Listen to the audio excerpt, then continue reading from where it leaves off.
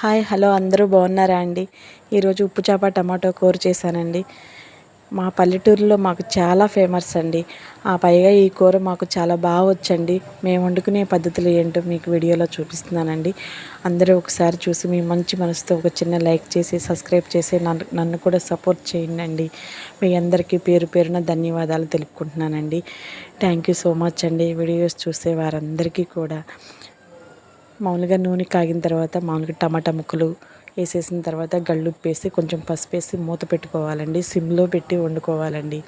ఖచ్చితంగా సిమ్లో పెట్టి వండితే మగ్గుతుందండి. కూర చాలా బాగా టేస్ట్ వస్తుందన్నమాట. ఈ ఉప్పు చేప టమాటా దోసకాయ ఉప్పు చేప గోంగూర ఎండ్రోయలు ఇవన్నీ మాది చాలా ఫేమస్ అండి. ఇటు మాకు ఈ మామూలుగా పచ్చేపల కంటే కూడా ఈ ఇంట్రెస్ట్గా తింటామండి.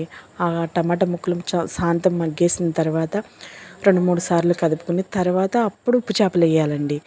ఎందుకంటే ముందే వేస్తే ఉప్పు చేప కట్ అయిపోతుందండి, మెత్తగా ఉడికిపోయి.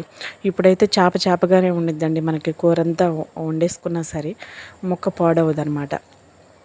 ఇంకా తర్వాత కారం వేసేసి తర్వాత చింతపండు పులుసు పోసేయడమేనండి. టమాటాలు ఉన్నా సరే చింతపండు పులుసు అనేది కొంచెం పోసుకోవాలండి. ఇంకా క్వాంటిటీలో వాటర్ పోసుకొని చక్కగా సిమ్లో పెట్టుకొని మధ్యలో కదుపుకుంటూ ఇలా కొంచెం పచ్చిమిర్చి 4 పచ్చిమిర్చిలు తీసుకుని దాంట్లో వేసుకున్నాం అనుకోండి, చాలా బాగుంటుందండి కూర మాత్రం. నేను వండిన పద్ధతి మీకు నచ్చితే కానీ ఒక్కసారి మీరు కూడా ఇలా వండండి, చాలా బాగుండిద్ది. ఈ నైట్ మేము ఇవాళ రైసే తింటున్నామండి. ఎప్పుడు టిఫిన్ తింటామండి, కానీ ఈరోజు రైసే తింటున్నామండి. ఓ పక్కన రైస్ ఉడుకుతుంది, ఓ పక్కన కూర రెడీ చేసేసుకుంటున్నానండి. రెండు పొయ్యిల మీద వేసేసాను. మధ్యలో చక్కగా సిమ్లో పెట్టుకుని అలా వండుకోవాలండి. కూర గుజ్జుగా తర్వాత దింపుకుంటే మనకి కమ్మగా ఉంటుందండి తినేటప్పుడు. వేడి అన్నంలో ఈ ఉప్పు చేప టమాటా కూర చాలా బాగుంటుందండి. పిల్లలకి కూడా మా పిల్లలకి చాలా ఇష్టం అండి ఈ కూర.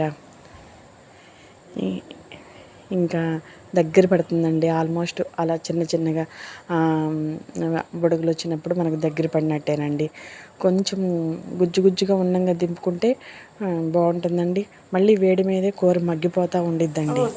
అట్లా కూడా చూసుకోవాలి. మరి గట్టిగా ఉండా సరే బాగోదనమాట. పులుసుగానే కొంచెం ఉంటే బాగుంటుంది. దగ్గర పడిపోయినట్టేనండి. ఉప్పు చేపలు చూసారండి, ఏమాత్రం కట్ అవ్వలేదు, చక్కగా ఉన్నాయి, అట్లానే ఉన్నాయి. అలా మధ్యలో వేసుకుంటే కూర ముక్కలన్నీ మగ్గిపోయిన తర్వాత చేప పాడవకోకుండా అలా ఉండిద్దండి, కట్ అవ్వకోకుండా.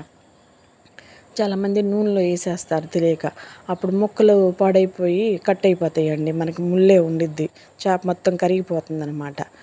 అట్లా మనం మొత్తం ముక్కలు మగ్గి వేసినాక చేప ముక్కల్ని వేస్తే ముక్కగా అలా తేలి పైకి ఉంటుందండి.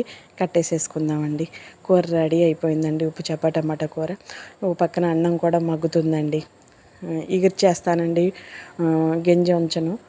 థ్యాంక్ యూ సో మచ్ అండి. ఉంటానండి. మరో వీడియోతో రేపొద్దున కలుద్దామండి.